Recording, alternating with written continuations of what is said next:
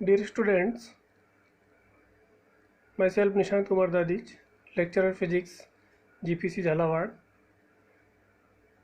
We will study today a topic of applied physics, which is resonance tube or Nandali. How to find out the velocity of sound in air with the help of resonance tube. It is a theoretical description. अनांदली एक धातु या कांच की 1 metre लंबी नली होती है। इस नली के नीचे की ओर एक अन्य नली जुड़ी होती है जो इस अनांदली के समांतर होती है।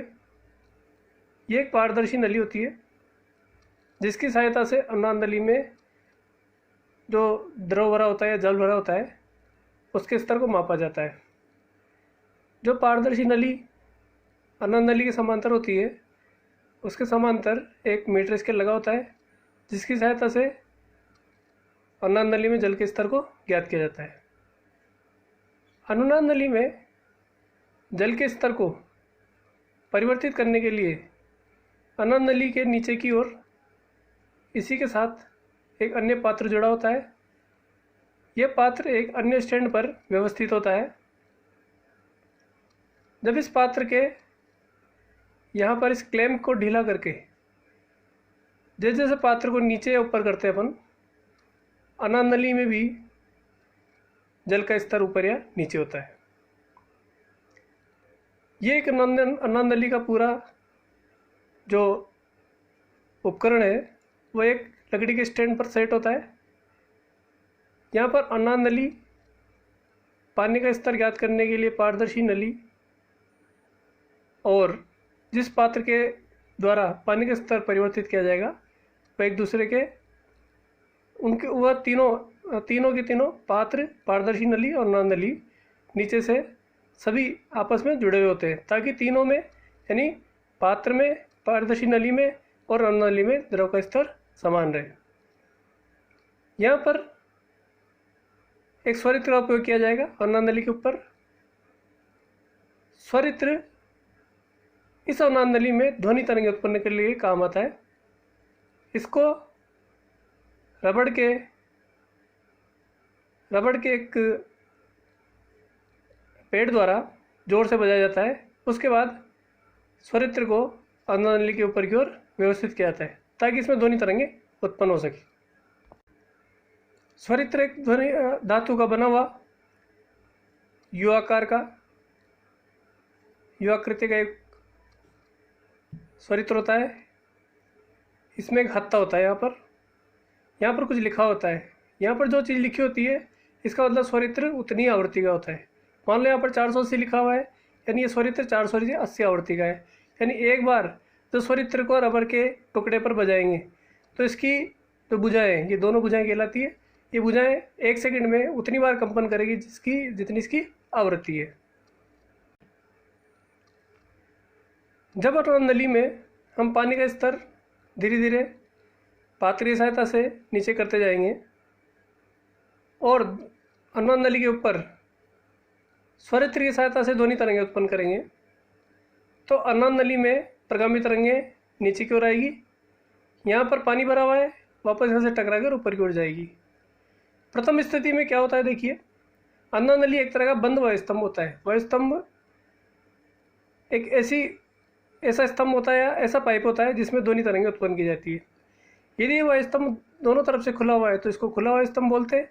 यदि वायुस्तंभ तो एक तरफ से बंद और एक तरफ से खुला है तो इसे बंद वायुस्तंभ बोलते हैं। यहाँ पर एक तरफ पानी भरा हुआ है अनुनाद नली में, एक तरफ ही खुला हुआ है तो ये खुला वायुस्तंभ कहलाएगा। पहली अनुनाद स्थिति में यानी कि जब हम पानी का तल धीरे धीरे नीचे करते जाएंगे तो उस स्थिति में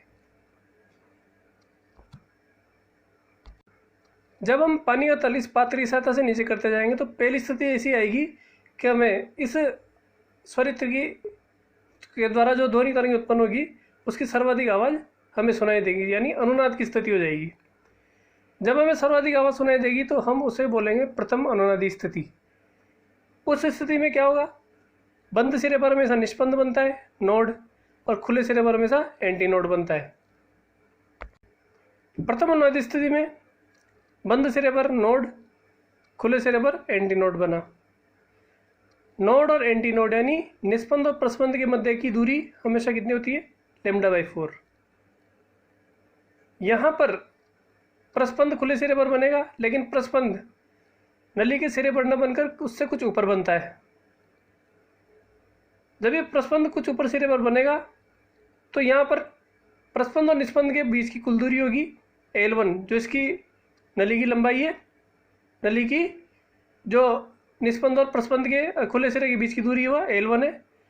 और प्रस्पंद यानी प्रस्पंद खुले सिरे पर कितनी ऊंचाई पर और बना है जाकर, उसको बोलते हैं अपन सिरा संशोधन x।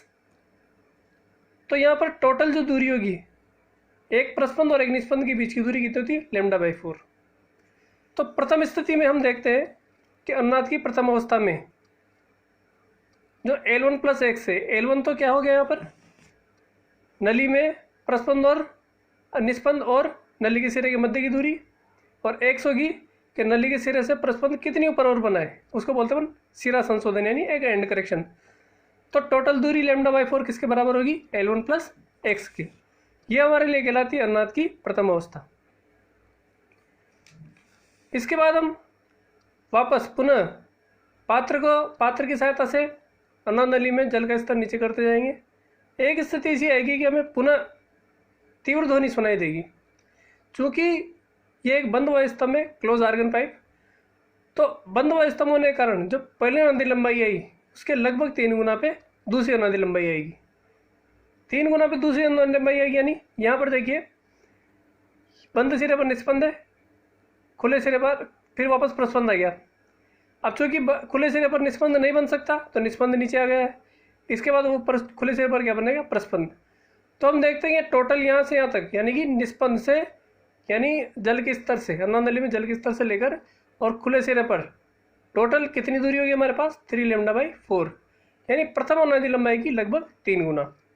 यहाँ भी ये बात ध्यान रखने योग्य है कि प्रस्पंद खुले सिरे पर न बनकर थोड़ा उससे कुछ ऊपर बनता है, जिसको हम क्या बोलते हैं? सिरा संशोधन। तो हम क्या करेंगे? टोटल जो दूरी है निस्पंद जो पानी के तल पर है और प्रस्पंद जो खुले सिरे पर है, टोटल दूरी होगी 3λ/4, जिसका मान किसके बराबर होगा? L2 + x। x यहाँ पर क्या है? सिरा संशोधन, एंड करेक्शन। यहाँ पर द्वितीय अनुनाद की स्थिति प्रथम अनुनाद की स्थिति के लगभग 3 गुना प्राप्त होती है, क्योंकि यह वायुस्तंभ एक बंद वायुस्तंभ में क्लोज आर्गन पाइप है। तो क्लोज आर्गन पाइप है तो बंद सिरे पर हमेशा निस्पंद बनेगा, खुले सिरे पर हमेशा प्रस्पंद बनेगा। दूसरी अनुनादी लंबाई की स्थिति में क्या होगी? L2 + x, जिसमें सिरा संशोधन जुड़ गया है, बराबर क्या होगा? 3λ/4। हम क्या करेंगे? इक्वेशन 1 - 2 दोनों को इक्वेशन 1 में से इक्वेशन 2 घटाएंगे तो हमारे पास स्थिति ऐसी आ जाएगी कि हमारे को लैम्डा का मान प्राप्त होगा। लैम्डा बराबर 2L2 - L1। L2 द्वितीय अनुनादी लंबाई है, L1 प्रथम अनुनादी लंबाई है। यहाँ पर लैम्डा तरंग दैर्घ्य का मान हमें प्राप्त हुआ है 2L2 - L1। लैम्डा का मान ज्ञात करने के बाद अब हम यहाँ पर ध्वनि का वेग ज्ञात कर सकते हैं। यदि हमें स्वरित्र की आवृत्ति n दे रखी है तो वायु में ध्वनि का वेग, चूँकि ध्वनि के वेग का सूत्र होता है v = n लैम्डा। v ध्वनि का वेग है जो कमरे के ताप पर होगा, n स्वरित्र की आवृत्ति होगी और लैम्डा तरंग होगा तरंग दैर्घ्य, यानी स्वरित्र के द्वारा उत्पन्न जो तरंगे हैं उनका तरंग दैर्घ्य। यहाँ पर चूँकि हमने अभी लैम्डा ज्ञात किया है, लैम्डा बराबर 2L2 - L1, तो हम क्या करेंगे? कमरे के ताप पर ध्वनि का वेग ज्ञात करने के लिए इसमें फॉर्मूले में लैम्डा का मान रखेंगे। Vt = n, लैम्डा का मान है 2L2 - L1, या Vt = 2nL2 - L1। ये हमारे लिए कमरे के ताप पर वायु में ध्वनि का वेग प्राप्त हुआ है। यदि हमसे पूछा जाए कि अगर आपको कमरे के ताप पर वायु में ध्वनि का वेग Vt दे रखा है तो हम 0 डिग्री सेंटीग्रेड ताप पर वायु में ध्वनि का वेग किस प्रकार ज्ञात करेंगे? तो उसके लिए फॉर्मूला होता है Vj = Vt - 0.61 × T। यहाँ पर V0 0 डिग्री सेंटीग्रेड टेम्परेचर पर वायु में ध्वनि का वेग है, Vt कमरे के ताप पर वायु में ध्वनि का वेग है, जो हम समीकरण नंबर 4 की सहायता से ज्ञात कर सकते हैं। यदि हमें स्वरित की आवृत्ति प्राप्त है पता है, L2 यानी द्वितीय अनुनादी स्थिति प्राप्त है, L1 यानी प्रथम अनुनादी स्थिति प्राप्त है। तो -0.61 इंटू टी, यहाँ पर टी कमरे का ताप है, मान लीजिए 30 डिग्री है, 28 डिग्री है, 22 डिग्री है, तो ये सारा मान रखकर हम क्या कर सकते हैं, 0 डिग्री सेंटीग्रेड ताप पर वायु में ध्वनि का वेग ज्ञात कर सकते हैं। तो इस तरह से so in this way we can find out the velocity of sound at 0 degree centigrade temperature with the help of resonance tube. If you are given velocity of sound at T degree centigrade temperature, then we can find out the velocity of sound at 0 degree centigrade temperature.